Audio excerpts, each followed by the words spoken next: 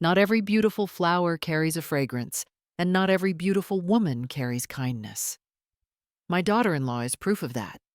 She is a flower both stunning and poisonous, and dangerously lethal. I was nearly wounded by her venom right up until the night I stepped into a horrifying party hosted by her very own family. Walk with me through today's story. What I'm about to reveal will shake you, I promise that. But first, tell me, where are you listening from? And don't forget to subscribe, like, and share this video to help spread my story and its warning. I sat quietly at the long dining table in the Gallagher mansion, pretending to admire the crystal chandeliers and the silver-trimmed plates arranged perfectly in front of each guest. It was Shane Gallagher's birthday, my in-law's father, a man I had only met a handful of times, but respected out of courtesy for my son's marriage. I came because it was the polite thing to do. I came because Benjamin asked me to. Yet the moment I stepped into that gleaming dining hall, I felt like a stranger invited for decoration rather than celebration. The room was warm with laughter that did not belong to me. Scarlett sat across from me, glowing in her designer dress, sipping wine as if this mansion were her personal stage. Her grandparents and cousins surrounded her, all speaking German, with the casual confidence of people who believed no one around them understood. They assumed I was simply a polite American mother-in-law who smiled, nodded, and knew nothing beyond English. I folded my hands on my lap and let my eyes drift as if lost in thought. Inside, my attention sharpened. Scarlett whispered to her father in German with a smirk that curved only one side of her mouth. She said the old woman is going to be our next easy target. Her father, Shane, chuckled softly, the birthday man himself oblivious to the darkness dripping from his own words. After we finish cleaning up David's fake will, we move on to the assets of her son. His voice was almost cheerful, as if discussing weekend plans instead of fraud. Their German words floated through the air like blades. Every single one entered my ears with perfect clarity. They did not know I had lived and worked in Frankfurt for 5 years. They did not know I understood the rhythm, the humor, the vocabulary, and the venom hidden under their breath. While their laughter grew louder, my heartbeat became quieter. Not from fear, from calculation.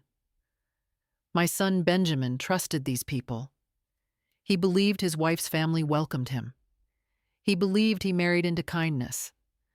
Tonight, I understood he had married into ambition, wearing velvet gloves. I inhaled slowly, letting the candlelight warm my face, so I looked soft, harmless, grandmotherly. Inside, a cold line ran down my spine. Scarlett kept talking about how old women were fragile and easy to manipulate. She had no idea the old woman sitting in front of her once navigated foreign embassies and medical research crises with 2 languages in her pocket and no room for mistakes. I pushed my chair back with a quiet motion and stood. I gave the table a small bow, the kind older women give when excusing themselves to rest. Scarlett glanced at me with mild boredom. She believed I was leaving because I felt overwhelmed by noise. She believed my age made me slow.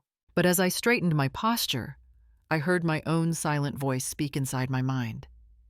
You just picked the wrong opponent. I walked out of the dining hall with steady steps, leaving behind the birthday cake, the sparkling candles, and a family that had just revealed its intentions without realizing I understood every single word. Before tonight's birthday dinner, and before the whisper of German words froze my spine, my life had been something entirely different, shaped by decades of places most people only see on postcards or in news reports. I spent more than 30 years moving across continents with a medical kit on my back, answering calls that arrived at impossible hours. Kenya was the place that taught me how to keep calm when an entire clinic lost power in the middle of a storm. Nepal showed me what true patience looked like when I helped a village rebuild after a landslide. South America carved something deeper into me, a sense of purpose that stayed long after I left. I had worked for an international research and aid organization, a job that required both grit and compassion. By the time I turned 62, they handed me the Field Humanitarian of the Year award. I still remember standing under the stage lights, fatigued yet proud, knowing I had given the best years of my life to saving strangers who would never know my name. When I finally retired, Portland felt like a gentle landing. I chose a small wooden house on the edge of a quiet neighborhood where the mornings smelled like pine and rain. My dogs, Toby and Luna, arrived a few months apart. Both rescues, both a little shy at first. Now they follow me from room to room, as if I were the center of their small universe. The house is simple, but it holds pieces of every life I have lived. A large world map covers one wall with tiny red pins, marking places where I once set up makeshift clinics. My old stethoscope hangs beside a framed photo of Benjamin as a boy, smiling with a missing front tooth and a popsicle in his hand. I kept that picture near the hallway, so I would see it every time I walked past, a reminder that no matter where I traveled, home was always one small boy waiting for me. I live alone now, and people often assume loneliness comes with that. It does not. My house is full of quiet, but it is a comforting quiet, the kind where you can hear your own thoughts settle. I make tea in the afternoons, take Toby and Luna on long walks, and sometimes reread old journal entries from my field days. There are moments when I think back to the chaos, the flights, the makeshift tents, the faces of people who held my hands as I bandaged their wounds. And in those moments, I feel a mixture of gratitude and relief. I had lived a life that mattered, and I survived it. Most days, I believed my happiness in old age was simple and complete. A peaceful home, 2 loyal dogs, a son who had grown into a good man. I used to think that was enough. I used to think nothing could disturb that calm. Tonight proved me wrong. But before the storm began, I truly believed stability was the only gift I needed. My son Benjamin had worked hard for his place in the world, and most who met him believed he was the perfect picture of a successful gentleman. At 38, he owned a small chain of coastal restaurants, known for fresh seafood and warm lighting. He had always been bright, polite, and gentle in a way that made people feel safe around him. But beneath that kindness was a softness that worried me, a fear of disappointing anyone he cared about. That fear shaped him more than he ever admitted. It made him hesitate when he needed to stand firm, and it made him vulnerable to the wrong kind of woman. Scarlett entered his life like a spark, dazzling and loud, the kind of beauty that photographs well, even when nothing behind it feels real. She came from a wealthy German immigrant family with a large house, old money, and polished manners that were easy to mistake for integrity. She held a marketing degree but had never worked a single day. Her world was made of curated images and staged luxury. She lived through her phone more than real life, posing beside cars she did not own and sipping champagne that someone else always paid for. Benjamin met her at a fundraising gala and told me later he had never met anyone so confident. I told him confidence without purpose was just noise. He laughed and said I was being too serious. They married after only 6 months. It was too fast. I knew it then, and I know it even more now. Scarlett discovered Benjamin owned 3 restaurants and had a sizable inheritance waiting behind my will. From that moment, her affection sharpened into ambition. She wrapped her arm around him and leaned her head on his shoulder in public, as if he were the center of her life. She made sure everyone saw her as the devoted wife from a refined family. Yet I often watched her eyes during dinner and noticed the calculation underneath her charm. She wanted the lifestyle, not the man. Benjamin could not see it, or maybe he refused to. Growing up without a father left him with an ache he carried quietly. He spent his entire life trying not to disappoint anyone, especially me. He believed my years traveling for work meant he had been a burden, though I never once saw him that way. That guilt made him easy to mold. Scarlett sensed that weakness the way a fox senses an open gate. She learned to play the dutiful wife, always speaking softly in front of me, touching Benjamin's arm, praising my cooking with exaggerated sweetness. Whenever she wanted something, she acted hurt or fragile, and Benjamin rushed to fix it. I sometimes stood in my kitchen and wondered how a man raised with so much love could fall for a woman with so little. But every mother knows that the wounds a child carries often shape the marriage he chooses. And Benjamin chose Scarlett because she made him feel needed, even if what she needed was not his heart, but his signature. My life these days appears quiet to anyone looking in from the outside, the kind of slow and steady rhythm people assume an older woman naturally drifts into. I live alone in my wooden house in Portland, and most mornings begin the same way. I open the curtains, let the pale light settle on the lavender pots lining my porch, and breathe in the soft scent that rises from the soil.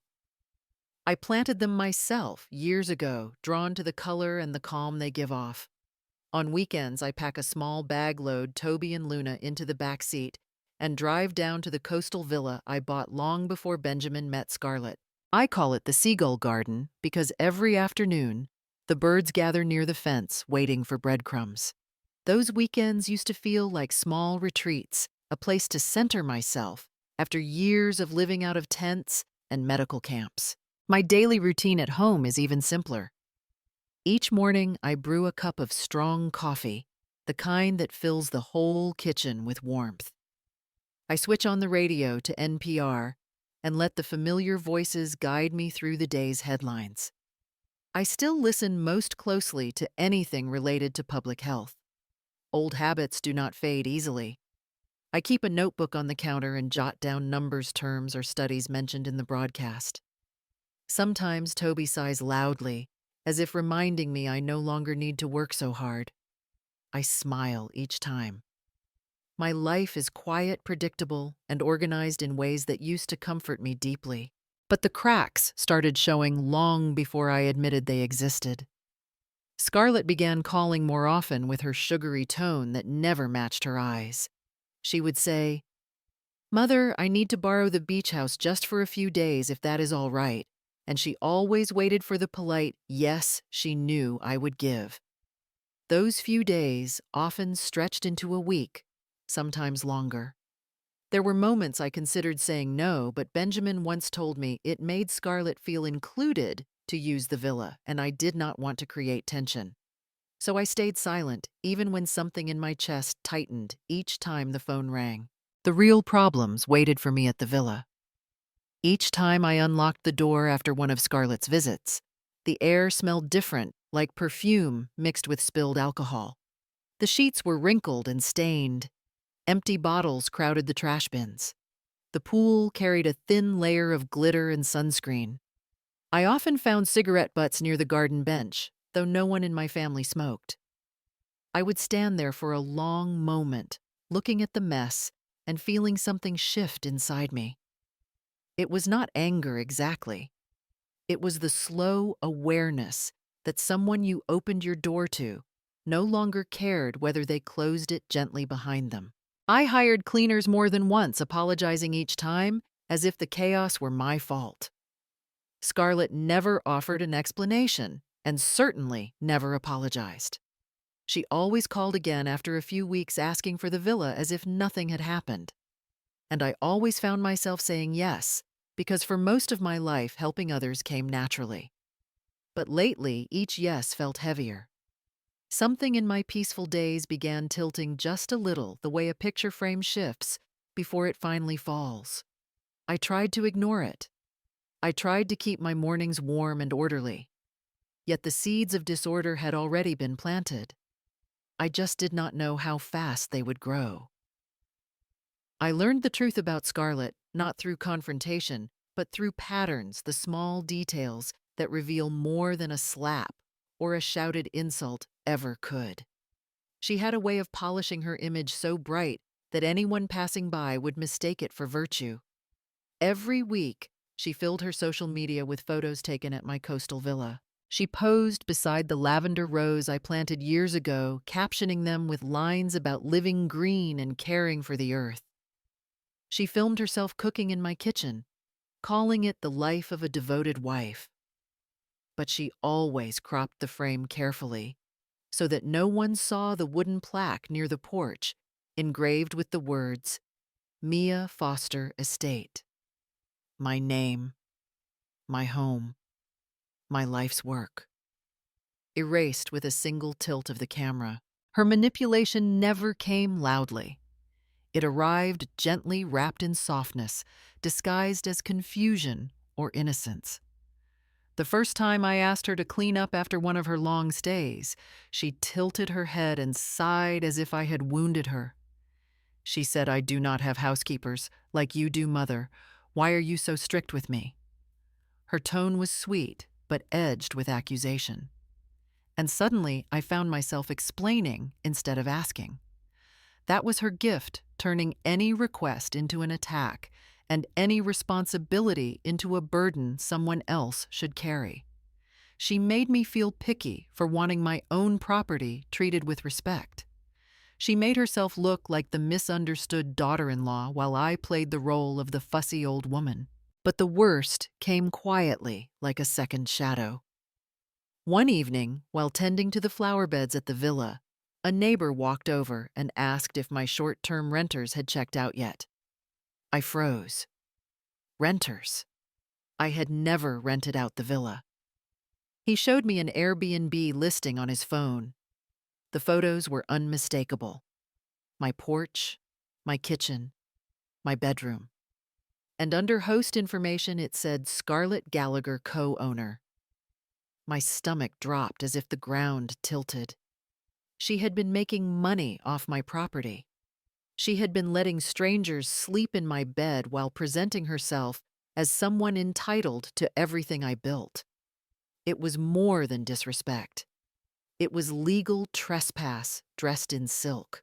For a long moment, I simply stood there listening to the sound of the ocean crashing against the rocks. I felt something inside me tighten in a way I had not felt since my years on the field working disasters. It was the instinct that rises when you know someone has crossed a line they cannot uncross.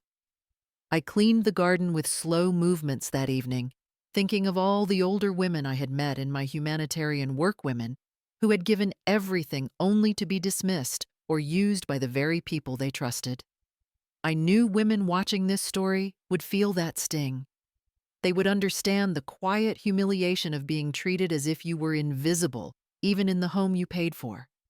They would know what it means to build something with your own hands, only for someone inside your family to steal it piece by piece while smiling sweetly. Standing there under the fading coastal light, I realized Scarlett was not careless. She was intentional, calculated. And if she was bold enough to claim ownership of my villa, she would be bold enough to aim for everything else, too. That was the moment I felt the first spark of anger. Not the kind that burns wild, but the kind that burns steady. The kind that prepares you for what comes next. The morning that changed everything began without warning. I had not planned to drive to the coastal villa that day. I simply woke before sunrise with an uneasy feeling tightening behind my ribs, the kind that used to guide me through medical crises in foreign countries. I loaded Toby and Luna into the car and headed toward the ocean road without calling Scarlett or Benjamin. The sky was pale and still when I arrived, the kind of morning that should have felt peaceful. But the moment I opened the gate, a heaviness settled over me. Something was wrong before I even stepped inside. The pool was the first thing I saw. Instead of reflecting the calm blue of the sky, it was littered with plastic cups, wine bottles, wilted flowers, and lipstick-stained napkins floating like debris after a storm. A single high-heeled shoe lay near the pool stairs. On the lounge chair, a bright red designer dress hung carelessly, as if its owner had stumbled out of it without a second thought. I froze my hand, tightening on Toby's leash. This was not the home I built. This was not the refuge I created to escape the world. It looked like a battlefield of indulgence. And the worst part was knowing exactly who had allowed it. When Scarlett arrived that afternoon, she did not look shocked or embarrassed. Her eyes scanned the mess with a kind of lazy amusement. She told me that I should be grateful because her friends said the villa had never looked more valuable than it did now. Her voice was smooth, almost bored, as if she were commenting on the weather. She made my anger feel childish. She lifted one shoulder slightly, as though the waste, the stains, the violation of my space were nothing more than a harmless inconvenience. In that moment, something in me shifted. I realized she had mistaken my kindness for permission. My silence had not been graceful. It had been fuel for her greed. Inside the kitchen, the sunlight angling through the window fell on every surface I had carefully chosen and cared for. I began gathering empty bottles with slow, precise gestures, trying to calm my breath. While clearing the counter, my hand brushed against a paper folder, partly hidden under a stack of magazines. It was an insurance document with Benjamin's name printed neatly at the top. At first, I assumed it was something routine, but when I glanced at the beneficiary line, my breath stilled. It listed Scarlett as the sole recipient. The amount was large, too large, and the date of the policy was recent. A silence tightened around me like a thread pulling from every direction. I felt the same instinct I used to feel in disaster zones when a patient's condition turned quietly dangerous. A sense that something bigger and darker was unfolding behind what I could immediately see. The memory of the German conversation at the birthday dinner returned to me with new sharpness. The jokes about targeting me, the hints about my son's assets. None of it felt careless anymore. It felt deliberate, coordinated. I stood there with the insurance file in my hand and understood that my gentleness had become a trap of my own making. I had allowed Scarlett to think I was harmless. But as my reflections steadied in the kitchen window, I saw something different in my own eyes. The soft edges had hardened. The calm had turned to steel. And long before I spoke a word, I made a silent promise to myself. Whatever she was planning for my son or for me would end before it ever reached its final step. The tension did not explode all at once. It grew slowly, tightening around my days like a thread drawn inch by inch. Scarlett had a talent for weaving discord with gestures so small that Benjamin never recognized the shape of them. She began by calling him during his busiest lunch shifts at the restaurant, speaking in a trembling voice while standing in the middle of my living room. She told him that I was controlling, that I kept questioning her decisions about the house, that I made her feel unwelcome. She exaggerated every simple remark I made about cleaning or arranging things properly. I would watch her from across the room as she wiped imaginary tears with the back of her hand, whispering, "Benjamin, I feel like your mother does not want me here." And because Benjamin hated confrontation more than anything, he always reassured her in quick, distracted sentences. "Yes, darling, I will talk to her. Do not worry." And every time he said it, I felt another small crack open between us. She became bolder in public, too. On social media, she posted photos where she stood beside me, her face twisted in a dramatic frown, while mine remained neutral, unaware I had been captured in the background. Her caption read, "Living with a picky person is not easy." Her followers thought she was talking about a roommate or a coworker, but our relatives saw my face and drew their own conclusions. Messages began arriving from Benjamin's cousins, asking if everything was all right at home. I never felt so misrepresented in my life. A lifetime of calm, disciplined work reduced to a joke beneath a filtered photograph. Scarlett discovered early on that guilt was Benjamin's weak spot. One evening, she told him I planned to transfer the ownership of the beach villa into a charity fund. She said it in a trembling voice, as if speaking about a funeral. Benjamin came to my house with worry etched on his face. He asked me gently if I no longer trusted his wife with family property. I felt the question like a knife. I had never said anything of the sort. But Scarlett had planted the seed so neatly that he could no longer tell the difference between truth and her performance. I explained that the villa was always meant as a family retreat, and I had no intention of giving it away. He nodded, but his shoulders stayed tense as if he needed to protect her from a danger that did not exist. After that conversation, Benjamin began withdrawing from me without noticing it himself. When I invited him to help handle repairs at the villa, he said he was busy. When I asked if he could check the accounting for the maintenance funds, he hesitated, then said maybe later. I saw the fear in his eyes. Not fear of me, but fear of upsetting Scarlett. He became gentler in tone, but colder in presence. He agreed with everything I said, while taking care not to commit to anything that might contradict his wife. Each avoidance was small on its own, but together they formed a wall. A soft, quiet, heartbreaking wall between a mother and the son she raised alone. I often stood in my garden with my hands buried in the lavender bushes, trying to calm the ache settling beneath my ribs. I reminded myself that conflict grows best in silence, and Scarlett thrived in silence I allowed. She had turned my steadiness into an accusation and my kindness into a weapon against me. And the terrible truth began to unfold. The more I stepped back to avoid hurting Benjamin, the more space Scarlett gained to twist the story. Day by day, she changed the shape of my relationship with my son until I barely recognized the distance between us. The uneasiness began as a faint tug, a feeling I could not name at first, only sense. It happened whenever I stepped into a room where Scarlett and her family were gathered. Their conversations snapped shut like clams under a sudden wave. Scarlett would lock her phone with a quick flick of her thumb.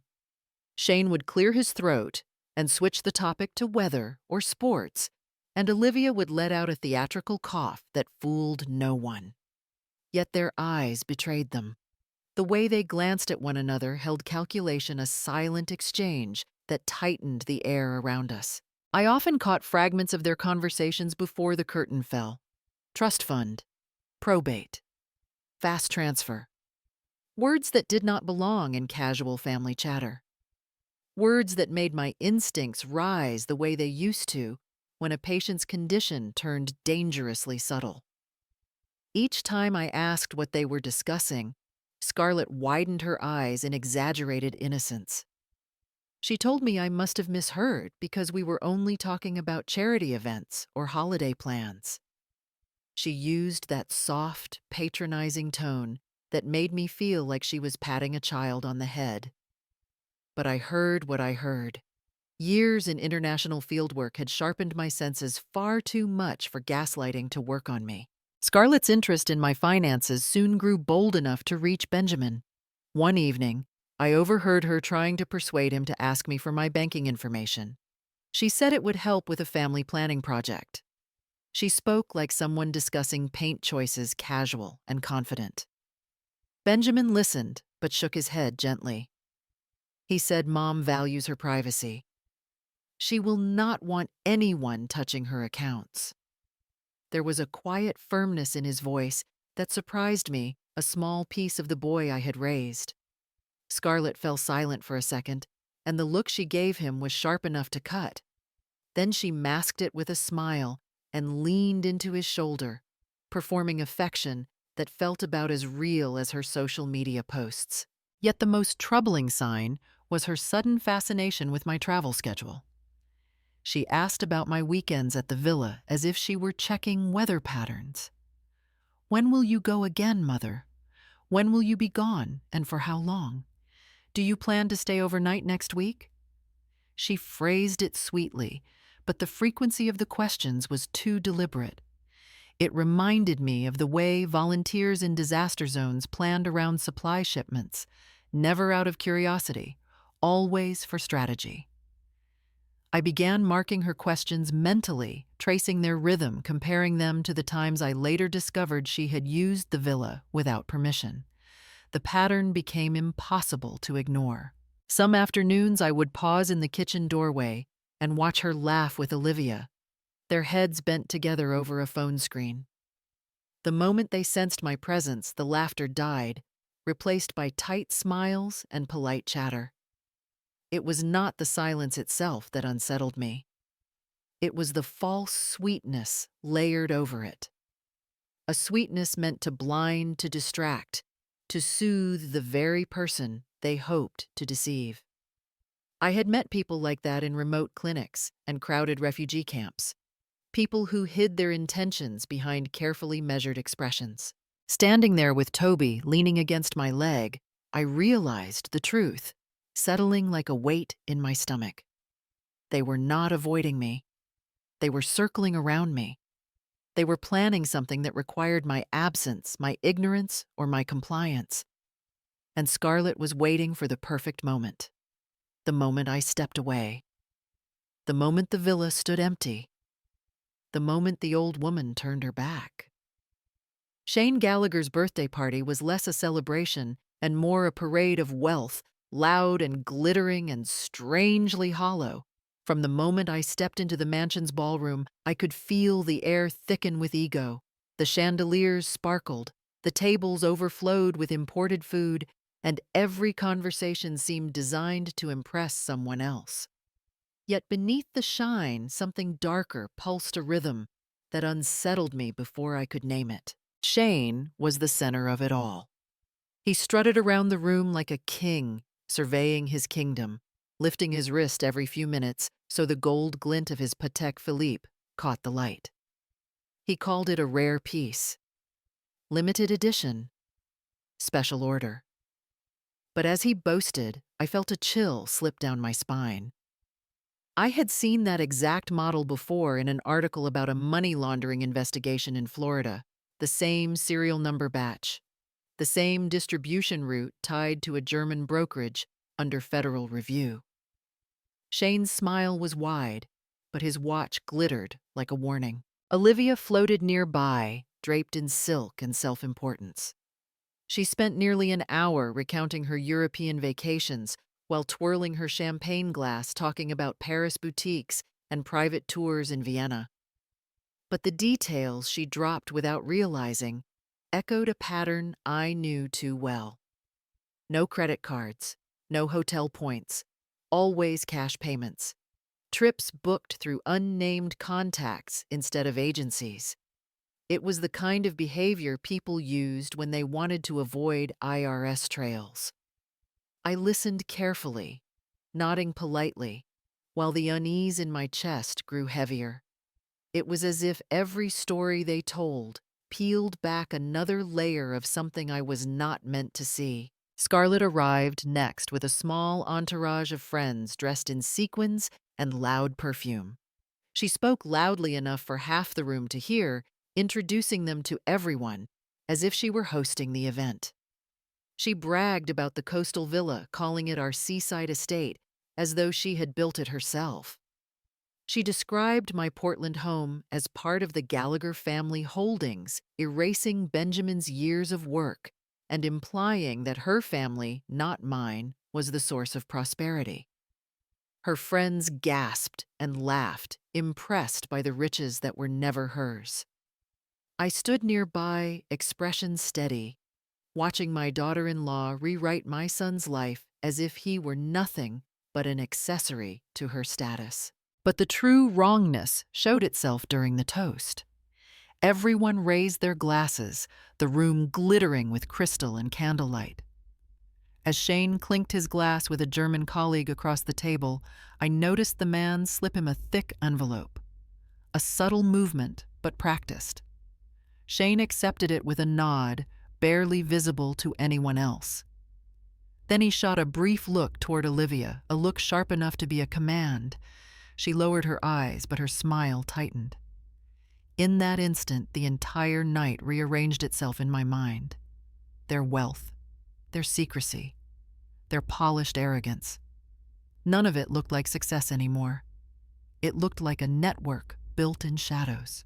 As I stood among the laughter and expensive perfume, a quiet certainty settled into me. This family was hiding something far bigger than greed. And Scarlett had married herself into my son's life not to build a future, but to secure a position inside whatever scheme the Gallaghers were running. I understood then that tonight was not just a birthday party. It was an exhibition, a warning, and possibly the beginning of something far worse than I had imagined. They believed they had locked me out of their world with nothing more than a change in language. The shift began subtly, a few German words slipping into the conversation, then entire sentences, then the whole table drowning in that familiar cadence I had not heard since my years working in Frankfurt. Scarlett led the charge with a half-smile tugging at one corner of her mouth.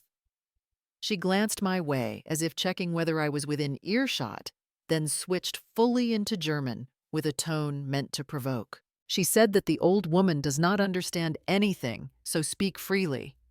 The table erupted in laughter, sharp and careless, like glass breaking. I kept my hands folded and my face calm.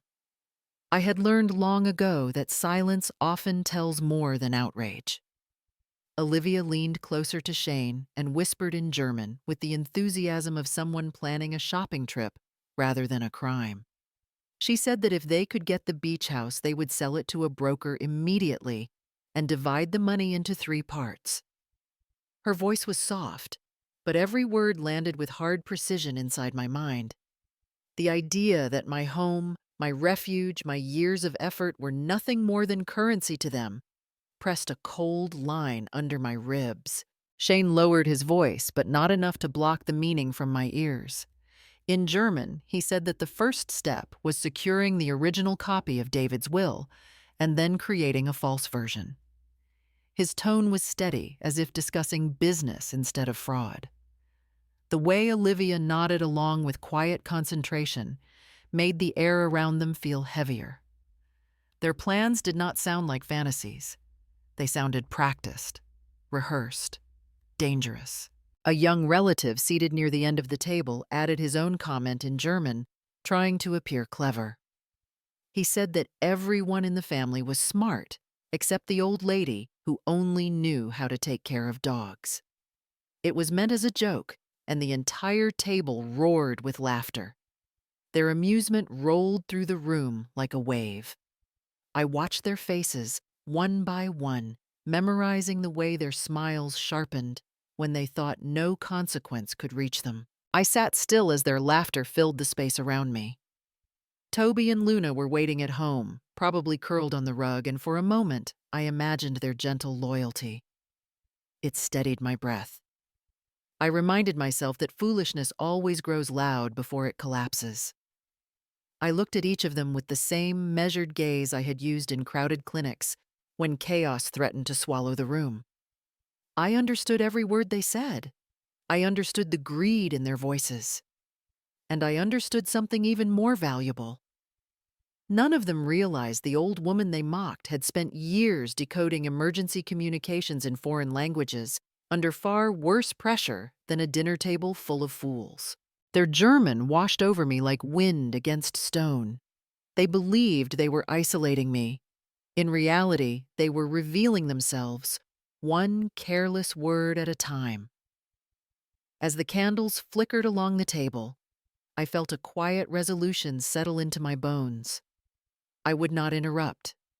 I would not flinch. I would simply watch. And when the moment came, I would move with the same precision that had once saved lives on the other side of the world. I did not expect the truth to reveal itself so plainly. It happened while I sat very still, a fork resting in my hand, pretending to listen to a conversation about imported wine. The German words at the table shifted from arrogance to something far sharper, something that sliced through the noise and landed in my ears with frightening clarity. Scarlett leaned forward, voice lowered, but not enough, and said in German that if the plan with David's will went smoothly, then they would move on to Mia. All they needed was for Benjamin to sign a few papers, and everything would be done. Her tone was casual, as if discussing weekend errands instead of dismantling a family. My pulse thudded once painfully. I kept my posture relaxed, but a coldness spread across my ribs. Shane picked up the thread with a slow nod. He said the real will was kept in the bank vault, but they had someone working in the archive department who would make the original disappear at the perfect moment. His voice carried the confidence of a man who had done this before. His hand rested on his glass in a way that suggested there was no doubt in his mind. The plan was already in motion. Olivia added her part with a softness that made it worse.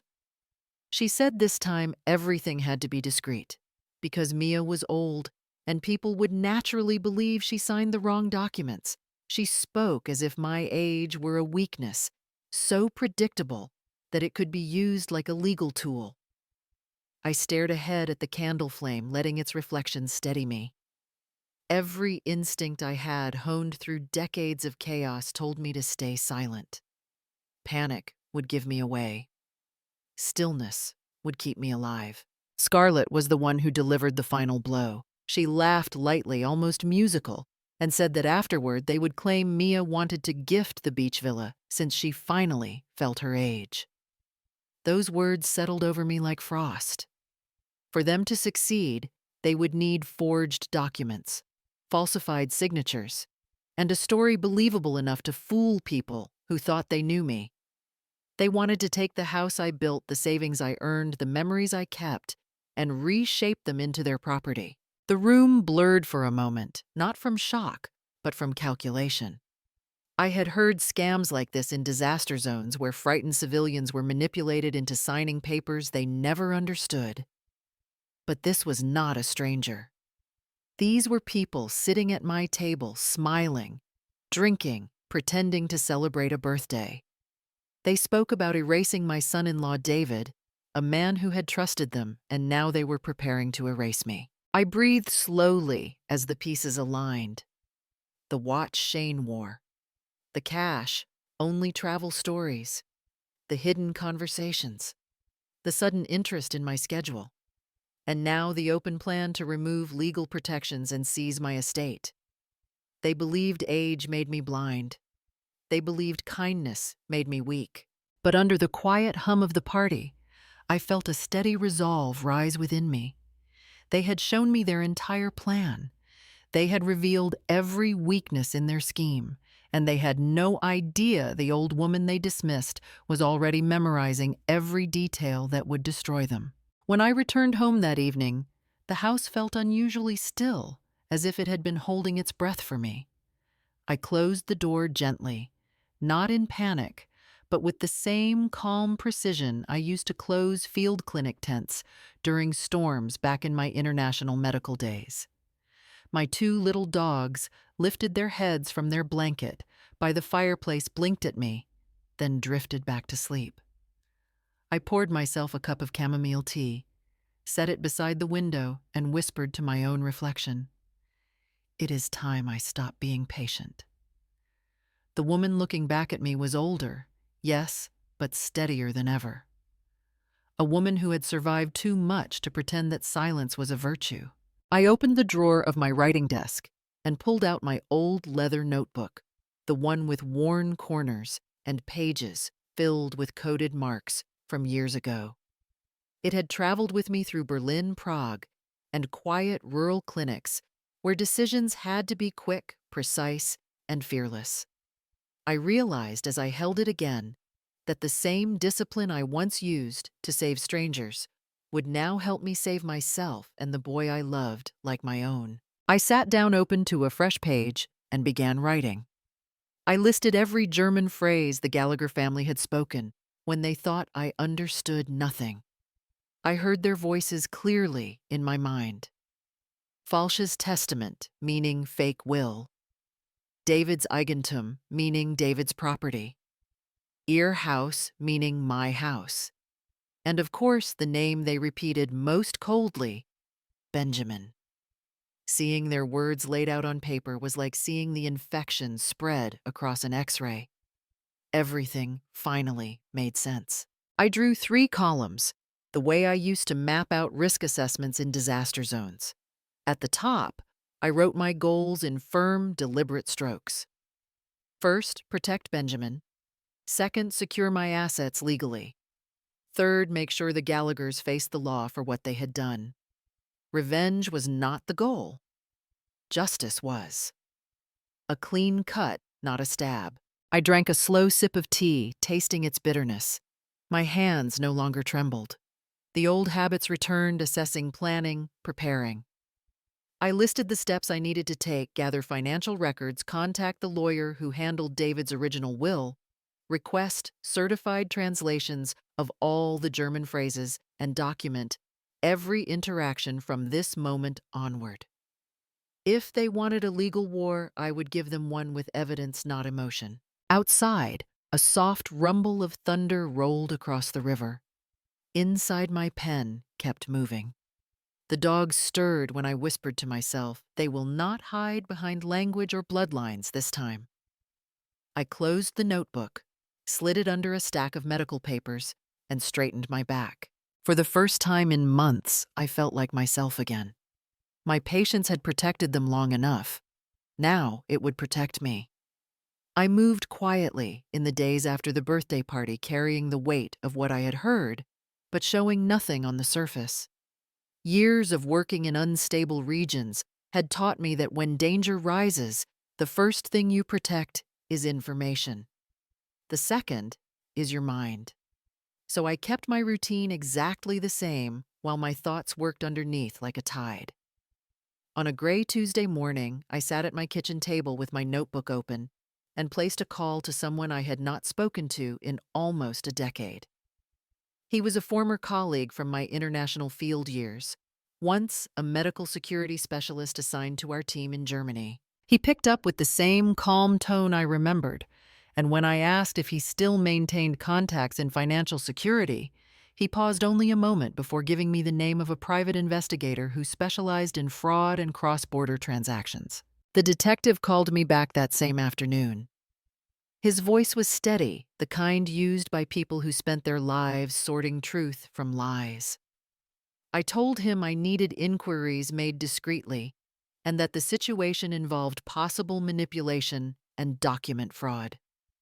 When I said the family name Gallagher, he was silent for a breath. Then he said he had encountered that name before during a flagging process for irregular foreign money transfers. He did not give details yet, but the tone was enough to confirm my suspicion. This was larger than a greedy daughter-in-law. This was a pattern. Over the next few days, I collected pieces of information the way I used to gather patient reports in crisis zones.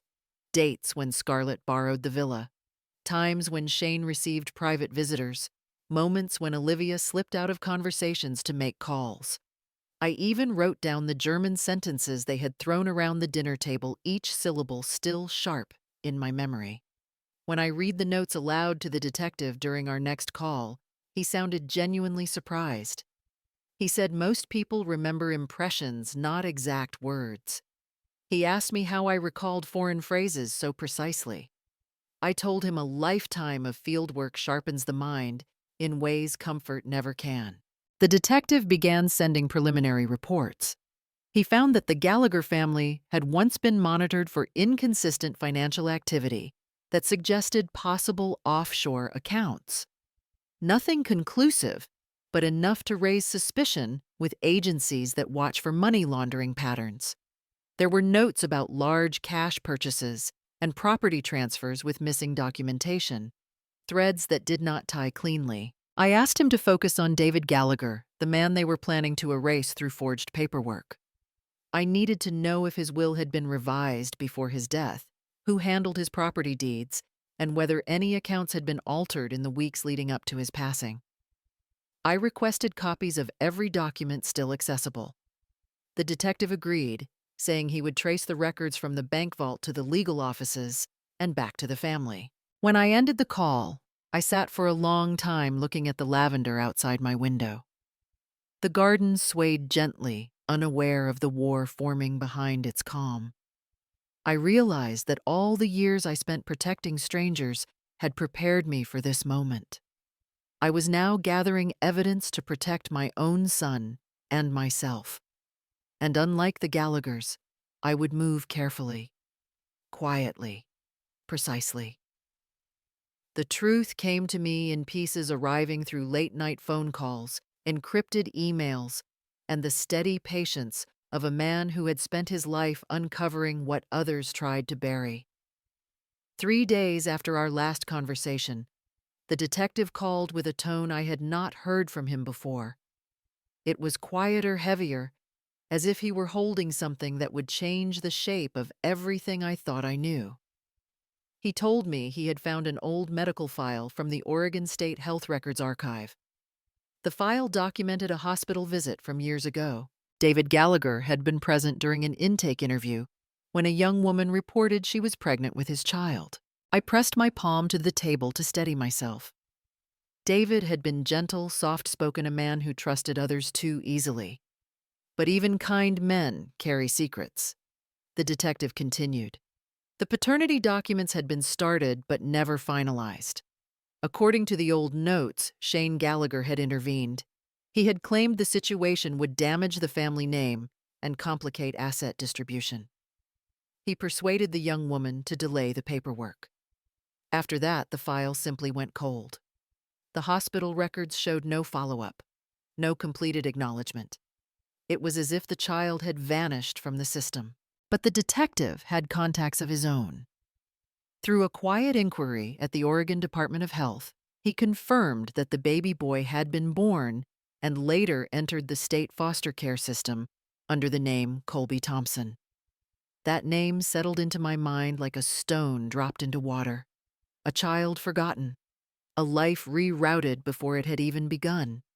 I imagined a small boy moving from house to house while the Gallagher family sat in their leather chairs, drinking imported wine, pretending he did not exist. The detective sent scanned copies of the documents. I studied them at my dining table with my glasses slipping down my nose. The signatures, the dates, the glaring absence of follow-up. Each detail unfolded a story of deliberate silence. I pulled out a fresh sheet of paper and began mapping the Gallagher family the way I used to map disease outbreaks overseas. At the top, I wrote David's name, then Shane's, then their parents. Between them, I drew lines, arrows, and notes. I circled every place their behavior shifted after David's death. And there, under a series of question marks, I wrote the name Colby Thompson. Patterns began forming the way storms form on radar screens. Shane had known. He had known there was a child. He had known his brother had left behind blood and responsibility. And rather than bring the boy into the family, he had buried the truth to keep the inheritance clean and untouched. Every suspicious transaction the detective uncovered began to make sense. Every whisper about the will, every frantic attempt to gain control of the beach villa, every lie Scarlett told Benjamin about our family dynamics. It all pointed back to the same motive: power, property, legacy, and the refusal to let anyone dilute it. I sat back in my chair, feeling a mixture of sorrow and fury. David had been denied the chance to raise his own son, and now that son was somewhere in Oregon living a life shaped by the Gallaghers' greed. I closed my notebook slowly. For the first time since this ordeal began, I felt something shift inside me. Not fear, not confusion, purpose, clear and sharp. If the Gallaghers were willing to erase their own blood to protect their fortune, then I needed to find Colby before they found another way to silence him too. The truth crystallized the moment Kenneth Dalton called. His voice, usually calm and measured, carried a tightness I had only heard from him once before during a complicated probate case years ago. He told me he had filed an emergency probate request with the county court and had obtained a temporary order compelling the bank to release a scanned copy of David Gallagher's original will from the safe deposit archive. I sat at my dining table, fingers wrapped around a cup of cooling tea, listening to every word as though the future depended on it. In a way, it did. By late afternoon, Kenneth arrived at my house with a slim folder tucked beneath his arm. He set it on the table with the care of a man placing evidence in a courtroom. He opened to the first page. The title line was simple and unmistakable: Last Will and Testament of David Allen Gallagher. My breath tightened as he turned to the section that mattered most. The sentence was clear, steady, deliberate. My estate, including the sum of $400,000 and my residential property, shall be entrusted to my lawful son, Colby Thompson. I felt the room tilt for a moment, not from shock, but from the brutal clarity of it. David had known. He had acknowledged the boy.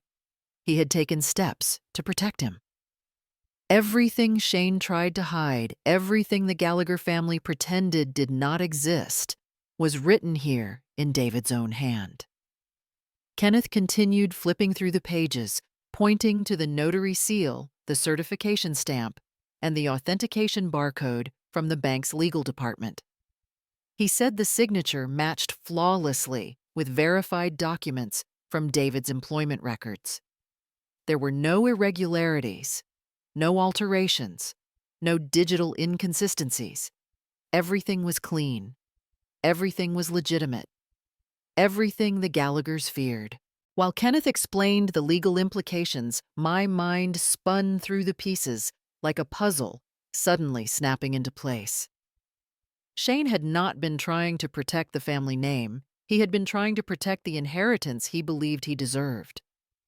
Scarlett scheming her desperation to force Benjamin's signature, their obsession with the beach villa, it all made terrible sense.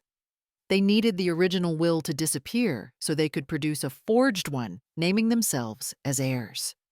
And they had moved with confidence because they assumed the old woman in the corner had no idea what they were planning. But here in my hands lay the truth they were desperate to bury. Kenneth closed the folder gently, watching me with the quiet respect of someone who understood the weight of what this meant. He told me the court order guaranteed that a certified copy would be preserved digitally and off-site. Even if the physical original vanished, the legal record would survive. I nodded slowly, feeling something cold and fierce settle inside me. The Gallagher family believed they were steps ahead, weaving lies and manipulating documents. But they had underestimated me. They had underestimated a lifetime of quick-thinking survival instincts and the discipline forged from years of crisis work. They had no idea that by the time they reached for the will, I already had it safeguarded, documented and confirmed by a lawyer they did not even know existed. For the first time in weeks, I felt my breath ease. The storm was still coming, but now I had the map, the evidence, and the truth. And the Gallaghers did not know they were already too late. The next wave of revelations arrived in the form of a thick, encrypted file the detective sent just after sunrise. I opened it at my kitchen table, Toby asleep at my feet, a pot of coffee still steaming. The first page held a summary that made my pulse tighten. Shane's company, the one he bragged about for years as a symbol of European quality imports, had been reporting minor losses for 3 consecutive years to reduce its tax obligations. But the IRS data told a different story. The real revenue was nearly double what was reported. It was a textbook case of tax evasion, and Shane had executed it with the arrogance of a man who believed no one would ever question him. The next set of documents was worse. They came from a former employee who had contacted the detective anonymously. The man claimed Shane had been importing cheap merchandise from Eastern Europe, gloves, socks, low-grade textile products, then relabeling them as made in Germany. That single phrase carried weight in American markets. and Shane had exploited it ruthlessly, violating federal trade laws. The employee stated he had once questioned the ethics of the practice, but had been threatened with termination. The detective attached photographs of shipment boxes, mismatched lot numbers, and invoices that contradicted Shane's public claims. Every page dripped with fraud so blatant it bordered on reckless. Then came Scarlett's file. My stomach tightened as I scrolled through the photos. There she was in Berlin's sprawling flea market, standing beside a stall cluttered with electronics, cosmetics, and designer goods that clearly did not come from legitimate distributors. She was exchanging envelopes, laughing with men whose faces the detective blurred for legal reasons. In another photo, she was holding a passport, not her own, the name and birth year unmistakably falsified. The detective's notes stated she had participated in multiple undocumented transactions linked to EU black market routes. He added one chilling line. Offenses include customs evasion, counterfeit distribution, and fraudulent identification, all prosecutable. I leaned back slowly, the weight of what I was seeing settling into my bones. This was no longer about a greedy daughter-in-law and a manipulative father-in-law. This was a criminal network braided into the everyday lives of people who smiled across dinner tables and toasted with imported wine. Every instinct in me, the medic, the survivor, the strategist, woke at once. I reached into my drawer and took out a plain black USB stick. I methodically saved every file, every photo, every timestamp. Then I opened my notebook, the same one I had used for decades on field missions, and wrote a single line beneath a list of dates and names. Not just revenge, this is protecting my family. The words steadied me. They reminded me of the truth beneath all this chaos. Benjamin was still my son. Colby was still out there unaware of the storm gathering around his name. And I, an old woman, they believed too soft, too slow, too harmless, was the only one standing between them and the people who would bury them to protect their wealth. I drove to the small Oregon town on a cold morning, the kind where fog clings low to the ground, and every mile feels heavier than the last.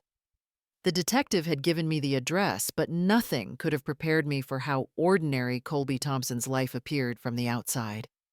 His workshop sat behind a modest rental house, a faded sign reading, "Appliance Repair and Electrical Services." Through the open garage door, I saw him bent over a toaster, sleeves rolled up, completely unaware that the truth of his entire life was about to shift. I stepped out of my car and stood quietly for a moment. He looked so much like David that my breath caught.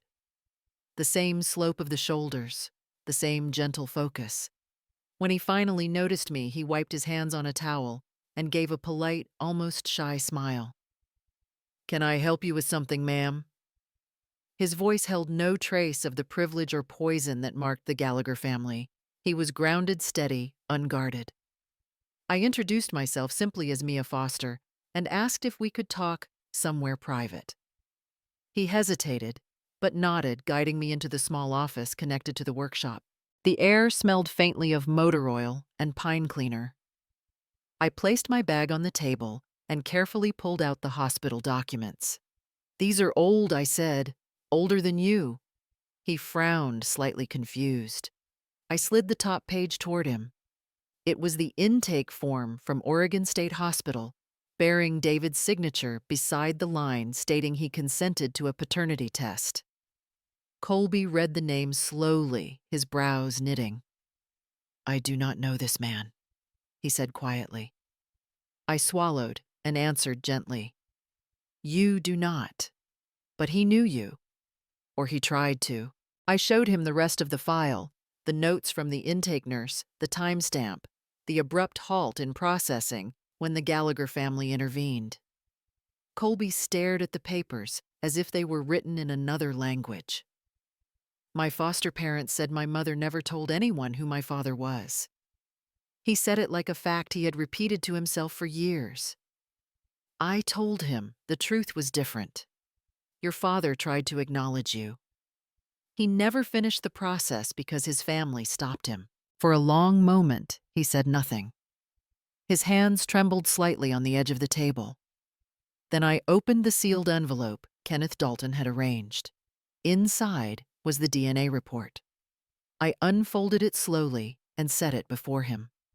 The bold line at the center read, "Probability of paternity 99.7%. His breath hitched. He leaned back as if the room had tilted beneath him. I watched the disbelief cross his face, followed by a flicker of grief for a father he never knew and a life that had been decided without him. I spoke in the calmest voice I had. Colby, by law, if David died without other biological children stepping forward, you are his legal heir, his only heir. His eyes lifted to mine, stunned, overwhelmed, almost pleading for this to make sense. I told him everything: the will, the bank vault, the forged documents the Gallagher family was preparing. I told him how they had buried his existence to protect their inheritance. And then I told him the part that mattered. You are not here because I want anything from you. You are here because someone should have protected you years ago. Someone should have told you the truth. He sat very still, absorbing the weight of his own history, and I waited in silence. Outside, the fog began to lift from the street. Inside that small workshop, Colby Thompson's life rooted itself again, not in lies, not in absence, but in truth. And for the first time since this began, I felt hope rise in me like a steady, unshakable light. Colby sat very still after reading the DNA report, but I could see the emotion rising in him like a tide he could not hold back. His fingers tightened slightly on the edge of the table, and when he finally spoke, his voice was rough around the edges. He said he grew up moving from one foster home to another, never staying long enough for birthdays or holidays to feel meaningful. He said he learned early not to unpack all his belongings because there was always another placement form waiting. No one ever kept him for more than a year, sometimes only a few months. He said he never had anyone who looked at him like family. By the time he turned 18, he had stopped believing the word belonged to him at all. I listened without interrupting. His eyes were fixed on the wall, as if speaking directly to me might make everything too real. He said he had spent years wondering if his mother had been ashamed, or if his father had simply disappeared. To learn now that his father had tried to acknowledge him that David had walked into a hospital and signed the intention to claim him struck him in a place he had kept, protected his whole life. He pressed a hand to his forehead, as if steadying himself. He whispered that Shane must have known, that the Gallagher family must have chosen to erase him long before he ever learned how to spell his own name. The fear came next, quiet, but unmistakable. Colby said he did not want trouble. He had a job modest but honest. He had bills he paid on time. He said he did not want to be dragged into a conflict about money or property or inheritance he never asked for. He looked at the floor when he said it almost apologetic, like someone who had learned to expect punishment for wanting too much. I leaned forward, keeping my voice steady. No one is asking you to fight for anything. What belongs to you is simply being taken away without your knowledge. I told him that the law was clear, that his father had named him, that the will existed, that the truth was on his side even if no one had offered it to him before today. He finally looked up. There was something raw in his eyes, a mixture of disbelief and longing. He said he did not understand why I cared. He said no one had ever cared like this. I let the silence settle before I spoke again. I told him I was here because someone needed to stand with him, because someone should have stood with him 30 years ago, and because I had no intention of letting the people who silenced his father silence him too. Colby breathed out slowly, as if releasing a lifetime of holding everything in alone. His shoulders softened, his hands unclenched. In that small room filled with the scent of metal and dust, something shifted. For the first time in his life, he felt a grown adult standing on his side. I saw it in the way he looked at me, not with gratitude alone, but with the fragile recognition of being seen. Truly seen. And in that moment, I knew he would not be alone in what came next. Kenneth worked with a precision that reminded me why I trusted him. From the moment he took the case, he moved like a man assembling a bomb he intended to hand over to the authorities intact. Every document, every timestamp, every signature was collected with clinical care.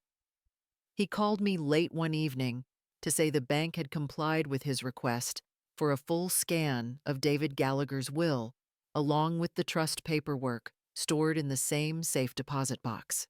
When I arrived at his office the next morning, the files were already printed and arranged neatly on his desk. He pointed to the trust declaration first. The language was unmistakable. $400,000 and the residential property shall be held in trust for my lawful child. There was no ambiguity, no space for reinterpretation, no possible heir except Colby. Kenneth tapped the signature line, then the notary seal, then the bank's authentication page. Everything was valid. Everything aligned perfectly with state requirements. If Shane and Scarlett had stolen the original, they still could not escape what was stored digitally in 3 separate off-site servers. Kenneth had already confirmed its legal immutability. Then he opened another folder, thicker, uglier. These were the records from Shane's financial review. Kenneth explained that he had followed a trail of transfers through shell accounts registered under meaningless combinations of letters. The money traveled from Shane's business account to an intermediary payment hub, then to a second shell in Luxembourg, then finally to an account in Germany. The totals were substantial, far too large to disguise as legitimate business expenses. It was the kind of pattern that made the IRS move quickly, the kind of trail that suggested deliberate tax evasion and possible laundering. Kenneth's voice never rose, but the severity of the evidence settled across the room like a storm cloud. Next came Scarlett's folder. Kenneth clicked open an encrypted file on his screen, revealing lines of coded text extracted from her messaging app. The detective had managed to decrypt the exchanges between Scarlett and a supplier associated with the EU black market. Kenneth highlighted one line, a grade merchandise, shipped through the gray route as usual. Scarlett had sent it at midnight, followed by a photograph of packages with no customs stamps. Combined with her travel records and the photos collected from Berlin, it painted a picture far worse than petty greed. It was criminal conduct. Organized, repeated, documented.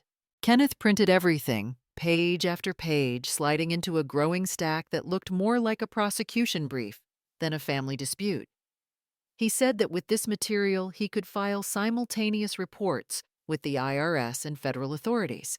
Both agencies had jurisdiction. Both would respond fast. If these documents were released publicly, Shane and Scarlett would face immediate investigation and likely indictment. I sat quietly as he assembled the final binder, my hands resting on my lap. It struck me that the Gallaghers had spent years believing their secrets were buried deep. But here was one man, a lawyer they did not know, a quiet professional with sharp eyes, pulling every rotten root into the light. Kenneth closed the binder and handed it to me. His voice was calm, almost gentle. We now have enough to end their scheme at any moment. The next move is yours. And for the first time, I felt the certainty of power not from revenge, but from truth, finally taking shape in my hands. I returned to the beach villa 2 days after meeting Kenneth, driving alone before sunrise, so no one in the neighborhood would notice. The house stood quiet, the kind of silence that carries its own warnings. I unlocked the door and walked through each room with the same steady, methodical awareness I used in field missions years ago. I knew what I had to do. The Gallaghers believed I was old, slow, unaware. They forgot I had once lived in places where safety depended on how well you could hide what you knew. From my bag, I removed two small devices no larger than matchboxes. International-grade mini-cameras voice-activated. I placed the first inside the hollow base of a table lamp in the living room. The second went behind a row of books on the shelf, its lens hidden between the spines. I adjusted the sensitivity so the cameras would only activate when they detected Scarlett's voice patterns. I had recordings of her speech from past voicemails enough for the device to recognize her immediately. When I finished, I stepped back and looked around. Everything appeared untouched. All they would see was a villa waiting to be exploited. The footage arrived 3 nights later. I watched the first file in my kitchen with the lights dimmed and my breath held. Scarlett stumbled into the living room with 3 friends, each carrying bottles of cheap liquor disguised in expensive labels. She dropped onto the couch, laughing too loudly. The camera picked up her slurred voice as she waved her arm dramatically. "The old woman is finished. All we need is a voluntary asset transfer. People will believe anything if you make it look like a noble gesture."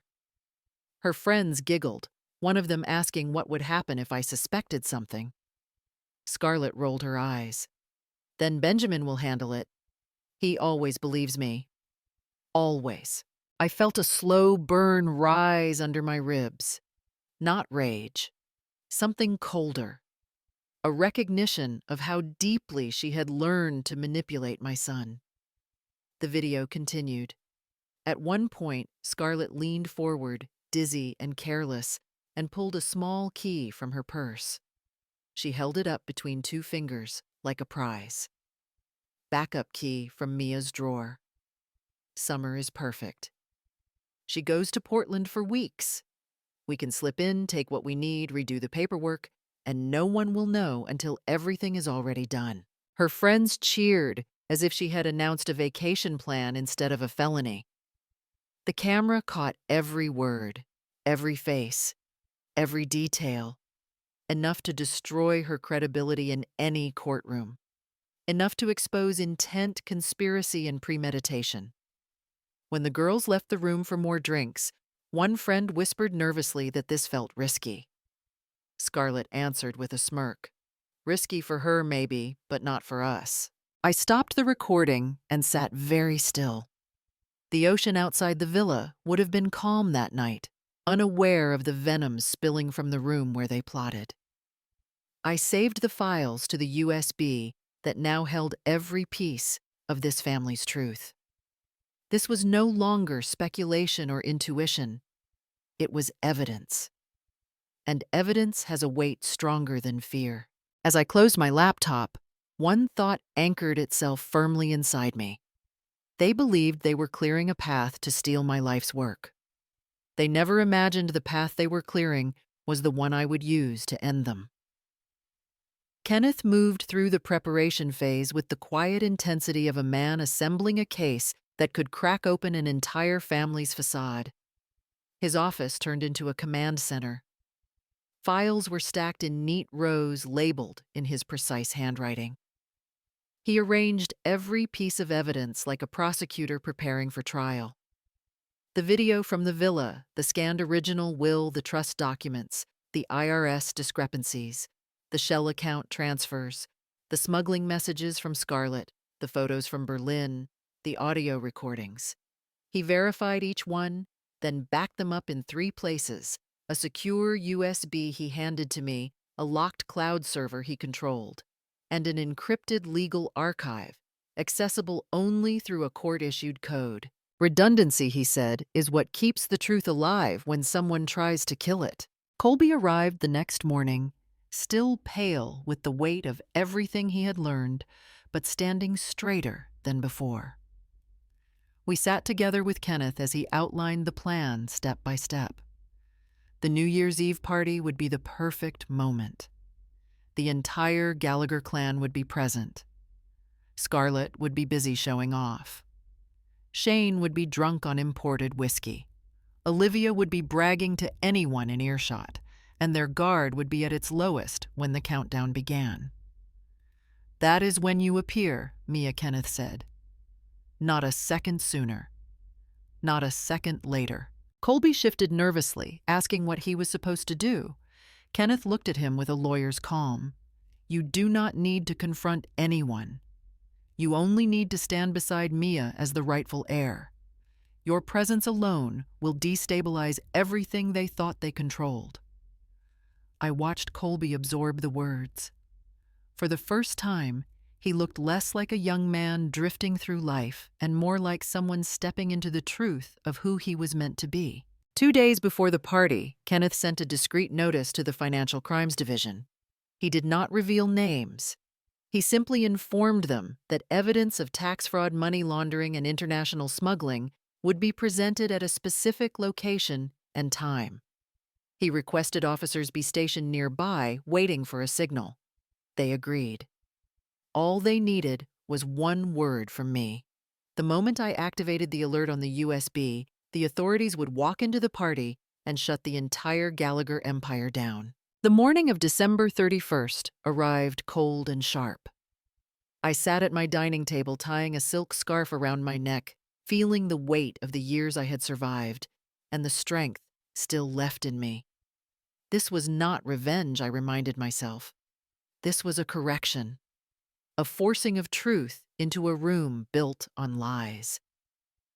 Colby waited in the driveway, nervously tapping the steering wheel of his old truck. Kenneth would meet us at the estate. As we drove, fireworks were already crackling in the distance. The Gallagher mansion glowed with gold lights, music spilling from the windows. Through the gates, I saw guests arriving in glittering gowns and tuxedos, a celebration unaware of the storm walking calmly toward its door. Midnight, I thought. The exact second when the world believes anything is possible, the exact second when no one pays attention, that would be our moment. When the clock struck 12, the truth would detonate in the center of their perfect party, and the entire Gallagher family would finally face what they had spent years burying. The night of the New Year's party arrived, wrapped in gold lights and loud music, the kind of spectacle the Gallagher family lived for. As Colby and I approached the mansion, I could hear the thrum of bass from the driveway, a steady pulse that matched the rising rhythm in my chest. The house was overflowing. Cars lined the street. Laughter spilled through the open doors. It was a performance of wealth and importance and respectability, built carefully over decades. And tonight, they were determined to flaunt it. Inside, the guests were everywhere. Business owners in tailored suits, investors holding champagne flutes, extended relatives dressed in sequins and velvet, eager to be seen, eager to praise the Gallaghers for their supposed sophistication. They moved through the ballroom with the trained grace of people accustomed to having others admire them. I watched them circle each other, offering compliments that sounded more like currency than affection. Scarlett was the brightest flame in the room. She entered from the staircase in a red gown that trailed behind her like a banner announcing victory. Diamonds glimmered at her throat and wrists catching the light every time she tossed her hair. She laughed too loudly, spoke too confidently, and floated from group to group as if the party existed solely for her. She wrapped an arm around Shane's shoulder when she spotted a camera tilting her chin like a movie star. She had no idea that the ground beneath her was already cracking. Shane was surrounded by men who looked like replicas of himself, each holding expensive whiskey and praising one another's accomplishments. He tapped his glass against theirs and launched into another speech about a new distribution deal he had secured, letting his watch slide down his wrist so everyone could clearly see the gold shine. The same watch Kenneth had identified in a federal investigation. He wore it like a badge of honor. To me, it looked like a countdown clock. Olivia moved with sharp purpose, waving staff members left and right. She adjusted place cards, replaced champagne flutes, repositioned flower arrangements. Every few minutes, she reminded the event coordinators, that the Gallagher family represented elite values, and that anything less than perfection would reflect poorly on their name. When a guest complimented the evening, she smiled as though accepting an award. The image mattered more than anything. The structure of their reputation was built on glittering glass, and Olivia was desperate to keep every surface polished. The music grew louder. Guests toasted to the coming year. Someone shouted for everyone to gather near the stage. The atmosphere was jubilant, electric, reckless. And yet beneath all of it, I felt the tension of a string pulled too tight. They were celebrating the height of their influence, unaware that truth was walking quietly through the door, carrying evidence that would dismantle it all. I stood near the entrance for a moment, letting the heat of the room wash over me. Colby hovered close, uncertain, but steady. I watched Scarlett glide toward a group of executives, watched Shane boast about quarterly profits, watched Olivia direct waitstaff with clipped authority. The show was flawless, perfectly choreographed, beautifully false, and soon it would all begin to unravel. The countdown had just begun when the entire room shifted. 10 seconds left. The crowd pressed closer to the stage, voices rising in excitement. Champagne glasses lifted high. Then, without warning, the music cut out. The speakers died with a hard click that sliced through the noise, and the massive LED screen behind the stage went black. A cold blue light snapped on from the ceiling, washing the ballroom in an icy glow. Conversations fell apart mid-sentence. People turned their heads confused, blinking into the sudden stillness. At first, there was only silence. Then the screen flickered once, twice, like an old projector waking up. A blurry shape appeared. Someone in the crowd let out a quiet gasp. The image sharpened, revealing Scarlett in my beach villa, wearing the same red dress she had flaunted online weeks earlier. She was curled on my sofa, a glass of wine in one hand, her arm slung over a friend's shoulder. The room she stood in was unmistakable. The Mia Foster estate sign glowed faintly in the corner. The crowd murmured. Scarlett froze where she stood on the ballroom floor, her eyes widening in raw fear. Then came her voice, loud, clear, inescapable. "Once we wrap up this thing with the will, we take the old woman's beach house too." The ballroom erupted. Not in applause, but in disbelief. Guests leaned toward the screen with their mouths open. Someone whispered, "That is fraud." Another said, "That is outright theft." A businessman in a tuxedo shook his head and muttered, "She's admitting to a conspiracy on camera." Olivia's hand shot to her chest, as if she had been stabbed. Shane dropped his glass, the whiskey splashing across the marble like a stain spreading through lies. On the screen, Scarlett kept talking, laughing, as she described how easy it would be. "People always think old women are confused. Just put a voluntary transfer paper in front of her and smile." Her friends laughed with her. One asked what would happen if I suspected anything. Scarlett's recorded voice answered with a careless shrug. "Benjamin will handle it. He believes anything I say." The crowd gasped louder than before. Some guests covered their mouths. Some stepped away from Scarlett as if guilt were contagious. The cold blue light made everything look harsher, sharper, like truth stripped of its glitter. Scarlett's face drained of color. She raised a trembling hand. "No, this is edited. This is fake. Someone set me up." Her voice cracked on the last word. But the room was already shifting away from her. Nobody believed her. Not when her own voice was still echoing through the speakers. Not when every detail matched the arrogance she had flaunted all night. A woman near the front whispered, "This is disgusting." Another said, "That poor woman they targeted." Guests stared at Scarlett with a mixture of shock and revulsion. The image on the screen paused on her smirking face, frozen mid-laugh like a portrait of greed laid bare. The countdown froze at 10 seconds forgotten. The entire party had become a courtroom. and the first verdict had already formed in the eyes of everyone watching. Before the crowd even recovered from the first video, the screen glitched again. A new file opened. The room, already tense and buzzing, fell into an eerie silence. The cold blue lighting sharpened the edges of every face as the second video came into focus. At first, it looked like security footage in a warehouse, grainy but steady.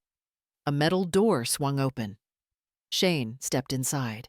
He wore a mask, but his posture was unmistakable, broad shoulders. The same stiff gait he had strutted around the ballroom with minutes earlier. He turned toward the camera without realizing it, his voice carrying clearly through the mic, hidden somewhere in that storage unit. "The shipment needs to be here before the end of the month." A low gasp rippled across the crowd. Some guests recognized the tone he used. Businesslike, commanding, too comfortable. A man stepped forward in the video, handing Shane a sealed envelope. Shane glanced around, then slipped it inside his coat. Nothing about his movements suggested caution, only practice. The screen cut to a second angle. Olivia stood in a small office, holding a stack of invoices.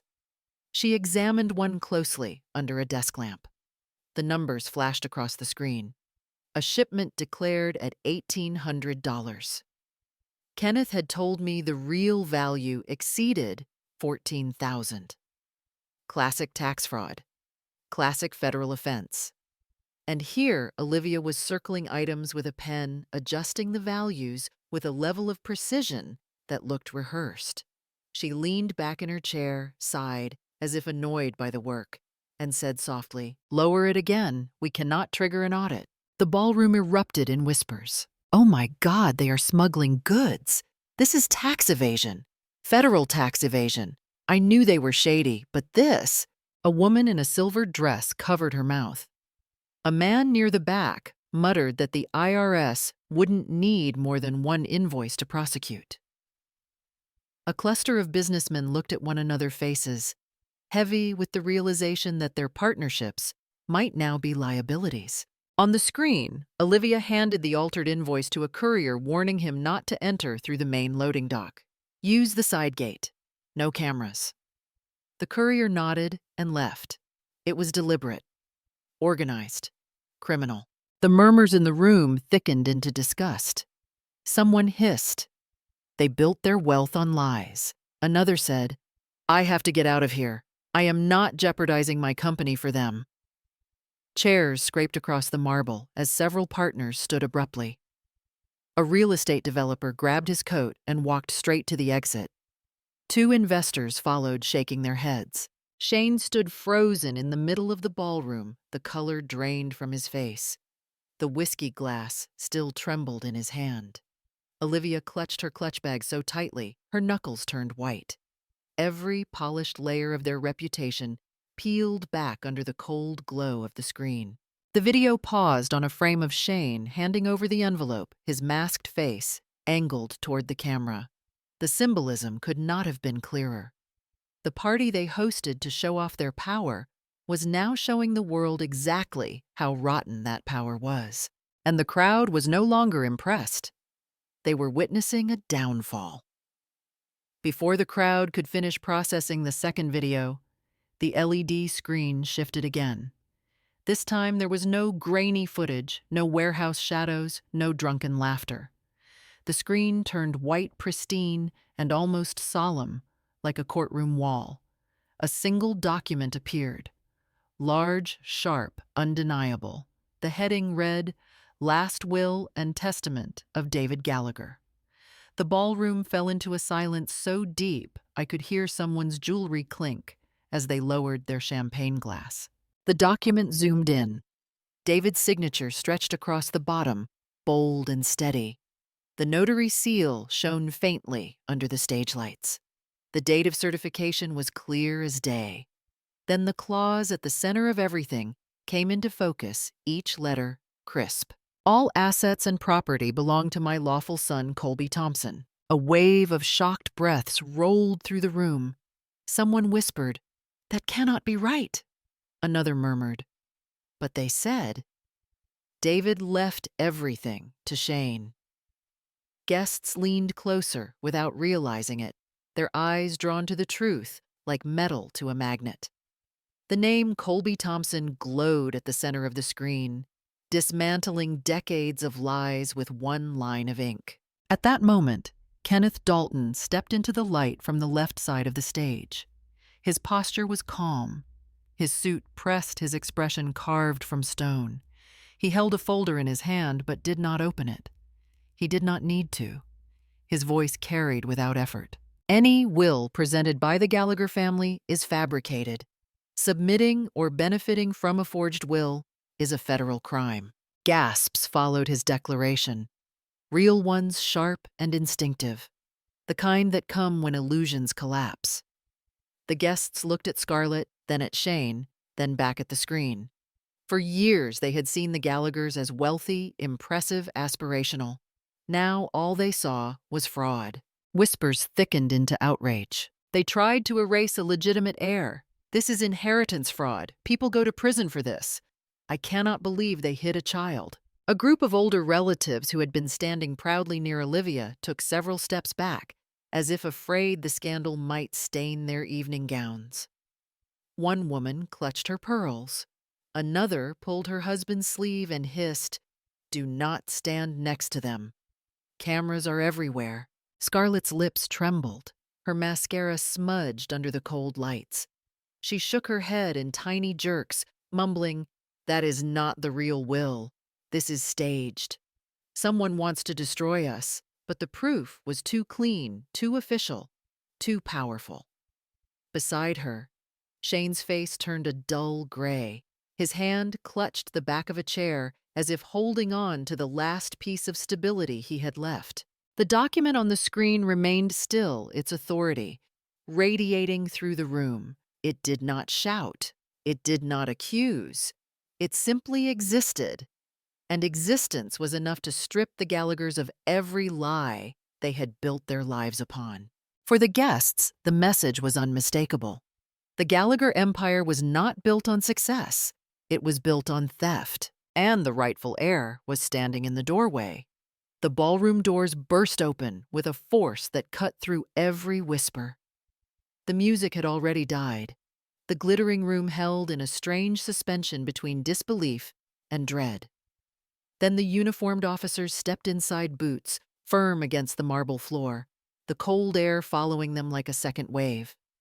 Behind them was Colby, no longer the quiet young man I had first met, but someone walking with a purpose that belonged to him, not borrowed from anyone else.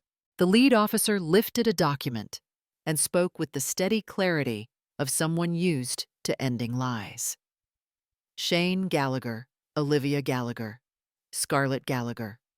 You are under arrest for the following charges: forgery of a legal will, inheritance fraud, federal tax evasion, participation in an international smuggling operation. Gasps shot across the ballroom like broken glass. A few women clutched their handbags. Men straightened instinctively as if proximity alone might implicate them. The officers moved with precision. Two walked directly toward Shane, another toward Olivia, two more toward Scarlett, who stood frozen for a second before her instincts kicked in. She bolted. Scarlett lunged toward the back exit, her red gown sweeping behind her like a panicked flame. A chair toppled as she shoved past it, but the moment her heel hit the polished floor, it snapped. She pitched forward, catching herself on a table laden with crystal glasses. Half of them toppled and shattered. She scrambled again, her gown tangling around her legs, turning her sprint into a stumble. A waiting officer caught her by the arm as she flailed. "Let me go. This is a mistake. I did nothing." Her voice dissolved into a high, panicked rasp. Across the room, Shane staggered backward as two officers approached him. His face flushed a deep, furious red.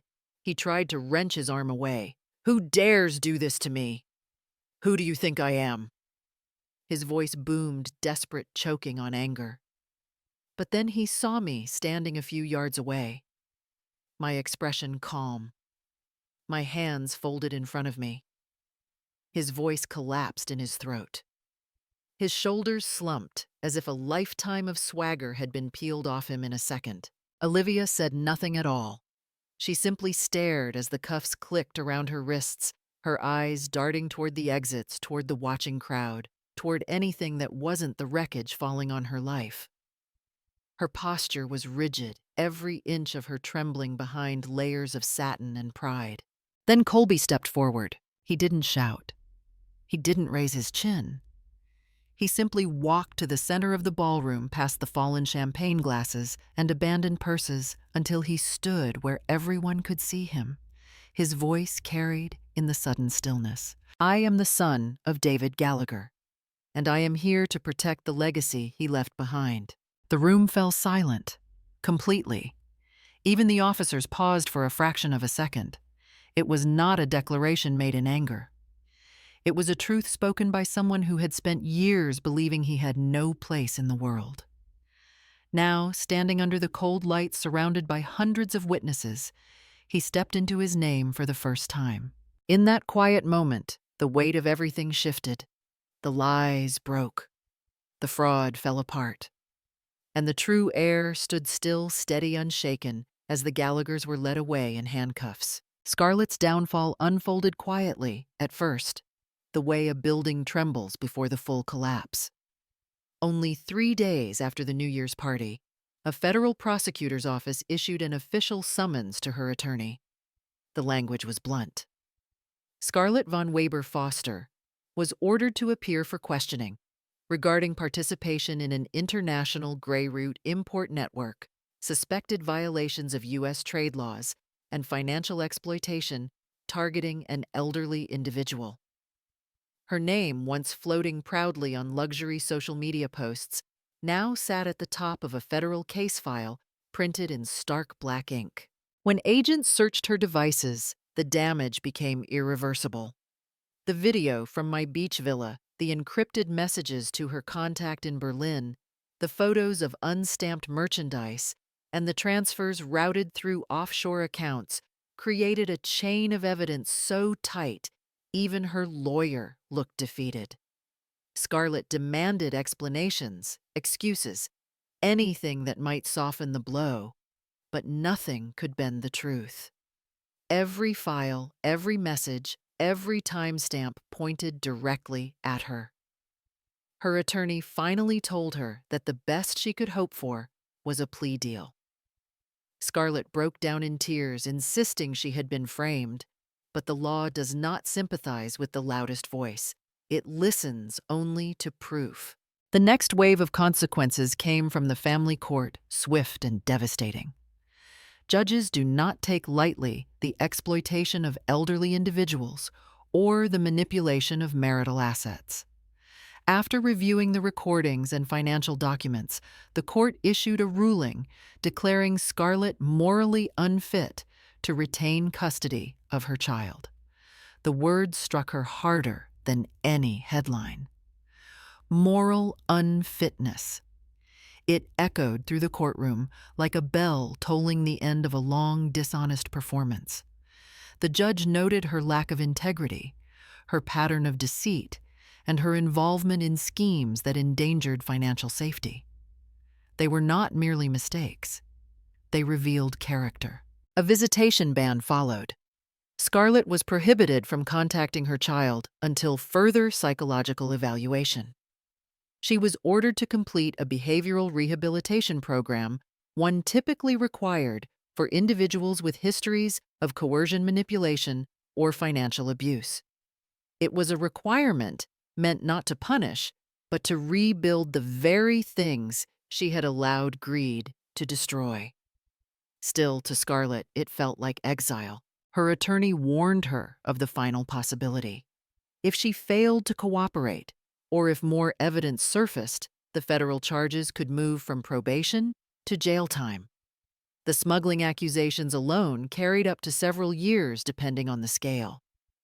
She sat in the hallway outside the courtroom, makeup streaked down her cheeks, staring at the floor as though trying to understand how the world she once controlled had slipped away from her hands.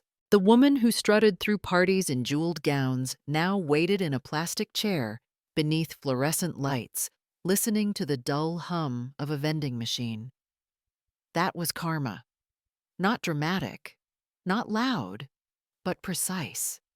It arrived with paperwork signatures, legal codes, and the quiet realization that she had no one left to blame.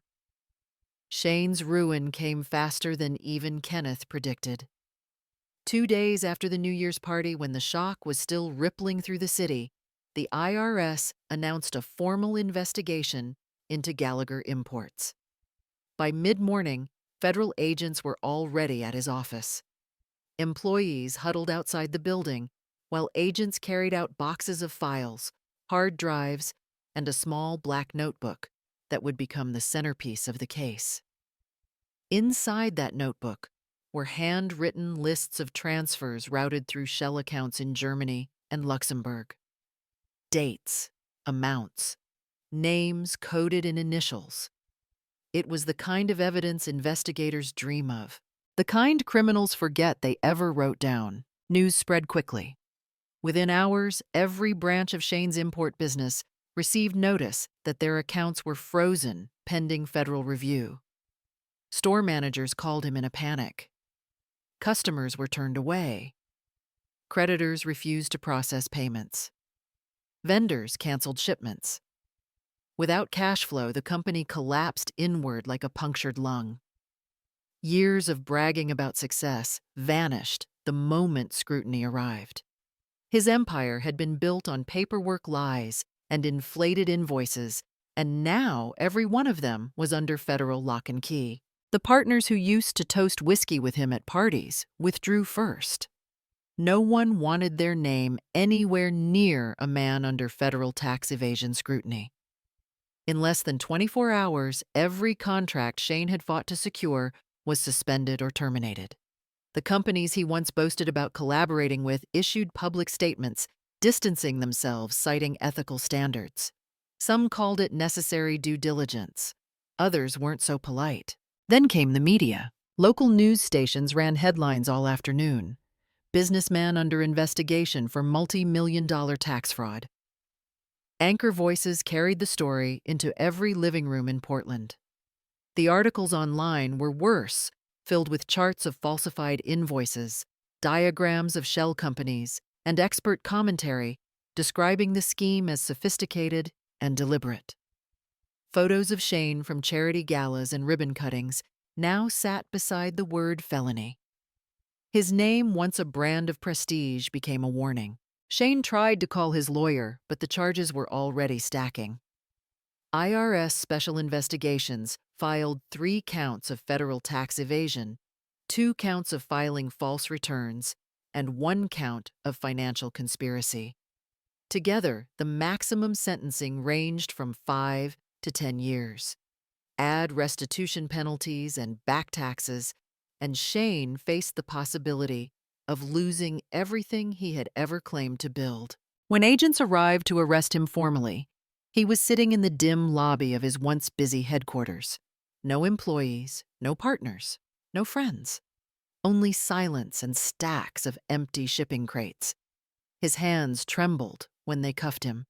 He muttered something about misunderstanding, about someone sabotaging him. But no one believed it.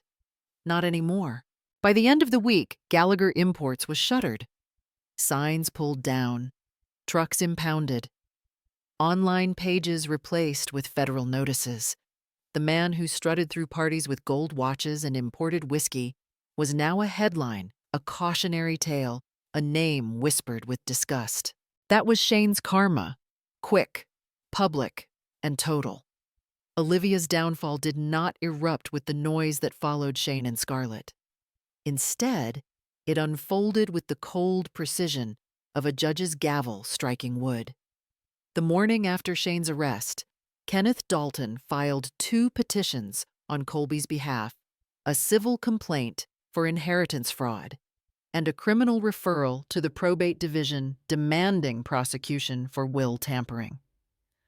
Olivia's name appeared on both documents, printed in the same black ink she had once used to sign fraudulent invoices. Now it marked her as a co-conspirator.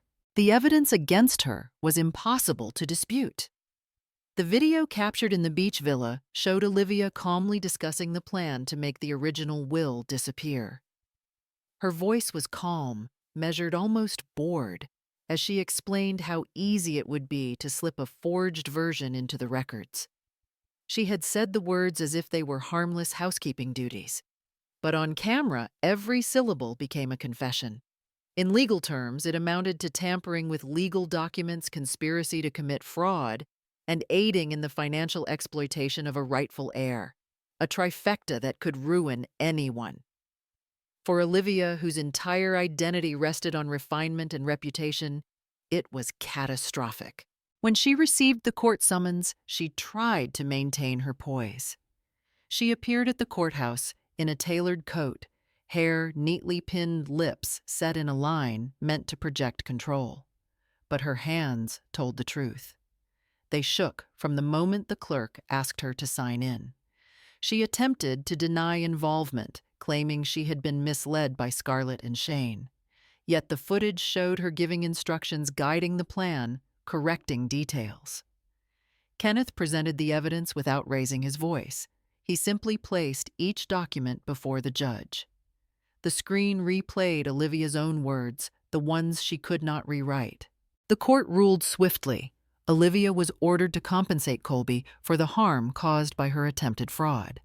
That included attorney fees, investigative costs, and an additional penalty for interfering with illegal inheritance. The total amount was staggering. Olivia's face crumpled when she heard the number. Her world, once built on polished events and social displays, was reduced to debts she could not repay. But the financial punishment was not the worst of it. Her family abandoned her almost immediately.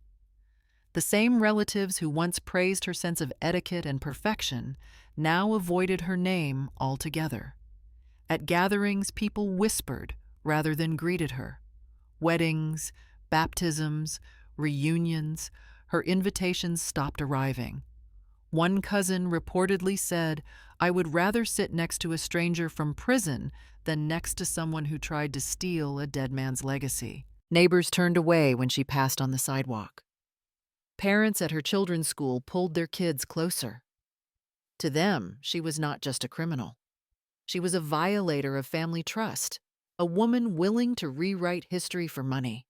By the end of the month, Olivia stopped attending social functions entirely.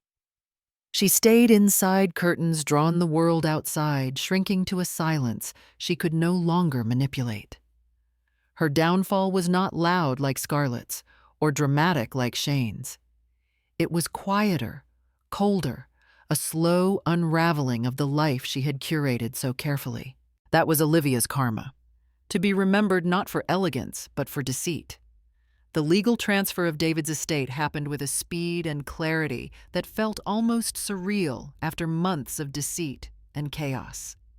Kenneth worked through the probate process with the efficiency of someone who had spent his entire career navigating complicated inheritances, though even he admitted this case was unusually straightforward once the forged documents were exposed.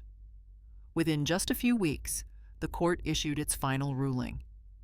Based on the authenticated original will, the notarized certification, and the conclusive DNA results, Colby Thompson was declared the sole lawful heir to David Gallagher's assets. Kenneth handed Colby the official probate order one quiet morning in his office. The document bore the seal of the county court. The ink still sharp, the language firm. Colby stared at it for a long time without speaking. His thumb brushed over his own name, printed next to the phrase, "Rightful Beneficiary." It was the first time in his life that anything official had ever truly belonged to him.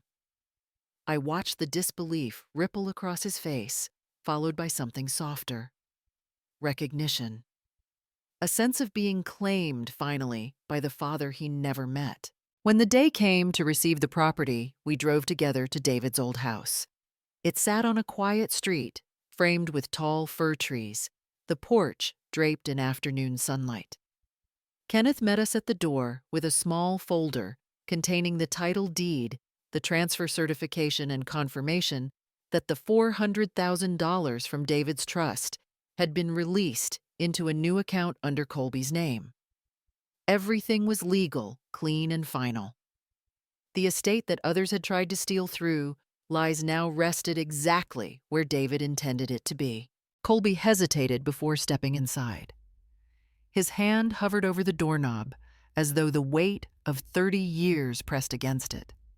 When he finally pushed the door open, he inhaled sharply. The house smelled faintly of cedar dust, and a life paused mid-chapter.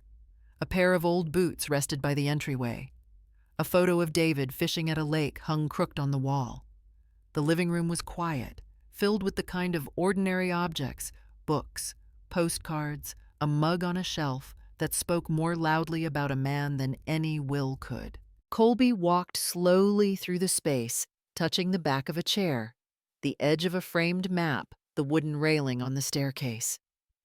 His eyes glistened, but he didn't wipe them. He whispered something so soft I almost didn't hear it. I never knew he had a home. Not one he meant for me.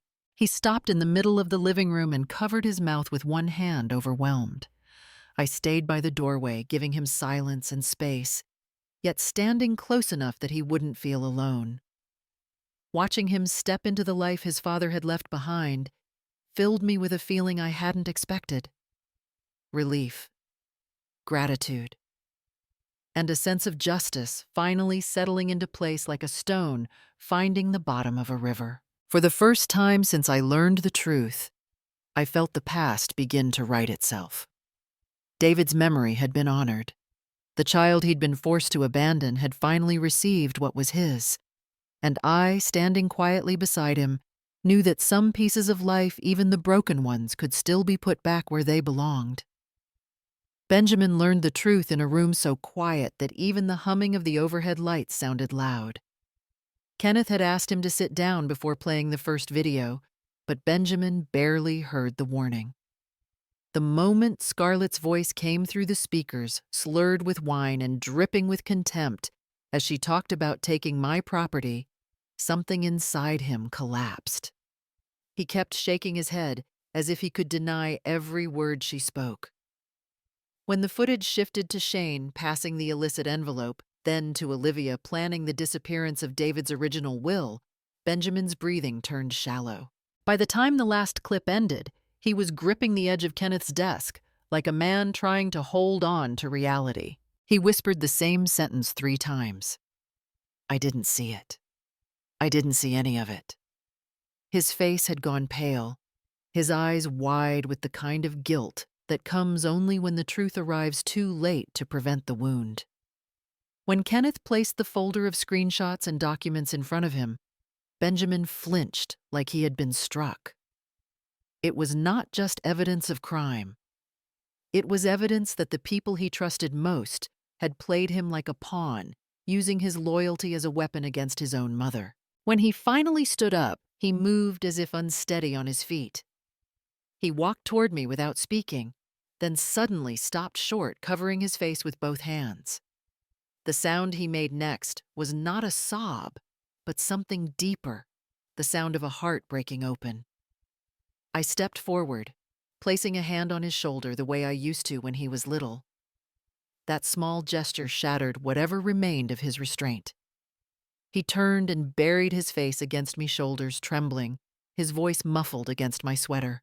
Mom, I let them hurt you for so long. I believed everything she said. I let her tell me who you were. I held him. Not as a woman who had survived betrayal, but as the mother who raised him through scraped knees, late-night exams, and heartbreak. His arms tightened around me with the desperation of someone trying to gather back every lost year. Benjamin cried like a man mourning the version of himself he had been while living under Scarlett's shadow. I felt his tears soak through the fabric on my shoulder. Each drop was a confession of the guilt he had carried alone. I told him softly that love sometimes blinds us to danger, and that trust, once twisted by the wrong hands, can make even a good man lose his way. I reminded him that he had always been a decent soul. His mistake was not malice. It was believing that someone who said they loved him would never use him. Benjamin pulled back and wiped his face with the sleeve of his jacket. He took a long breath, the kind that steadies a person who is choosing a new direction for his life. He promised me, voice rough, but certain, that no one would ever stand between us again. He said he would rebuild what had been broken, even if it took years. I hugged him, holding his head like I did when he was 5 years old. Inside my heart, a thought rose quiet and clear. Justice is not only about exposing wrongdoers. Sometimes justice is giving back the heart of someone you love, the one that was stolen without them even knowing. In the weeks after everything settled, life did not return to what it once was. It became something quieter, steadier, almost like the soft thud of a heart that has finally learned its own rhythm again. Colby and I spent our afternoons repairing David's old house, not out of necessity, but out of something gentler, a need to honor a man who never had the chance to know his son. We sanded the porch railing until the wood felt smooth beneath our palms. We repainted the shutters a deep ocean blue, the color David had once marked on an old home improvement list, tucked in a drawer. Colby worked with a focus I recognized only in people who carry both loss and hope at the same time. Every nail he hammered in place felt like he was stitching a missing chapter back into his own life. I found myself moving slower, savoring each step, each sound of wood and sunlight, each small sign that healing does not always come loudly. Sometimes it arrives like a whisper. At night, when the house smelled faintly of paint and new beginnings, I sat by the desk in the small upstairs room and opened my journal. My handwriting looked steadier than it had in months. I wrote one simple line: growing old is not weakness. Growing old is knowing when to stay silent and when to strike. The sentence sat there firm and calm, like a truth I had finally earned. I closed the journal and felt a quiet pride settle in my chest. Not triumph, not revenge, something stronger. Peace. Benjamin moved into a small rental just 2 streets away. He came by almost every evening carrying groceries or tools or homemade soup. He insisted on learning how to cook. One night, he arrived breathless, holding a bag of oranges like it was treasure. He placed them on my counter and said the same promise he had repeated since the day he learned the truth. I won't let anyone take advantage of you again.